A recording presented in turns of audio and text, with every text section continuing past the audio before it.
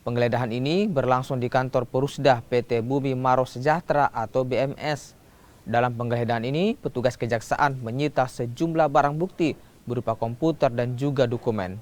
Selain itu, penyidik juga telah menyita uang sebesar 200 juta rupiah.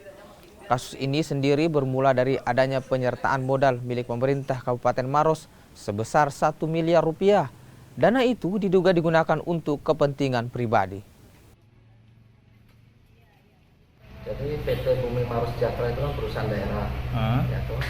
Ada penyertaan modal milik pemerintah daerah Kabupaten Maros sebesar 1 miliar.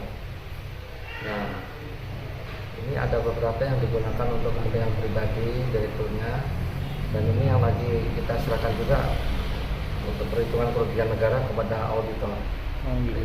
Itu kepentingan pribadi dalam artian seperti apa Pak yang dia lakukan? Kepentingan pribadi misalkan tanpa persetujuan direksi yang lain meminjamkan uang untuk perseorangan untuk kepentingan pribadi, dan juga digunakan untuk kepentingan pribadi hal yang lain. Besarannya sendiri Pak?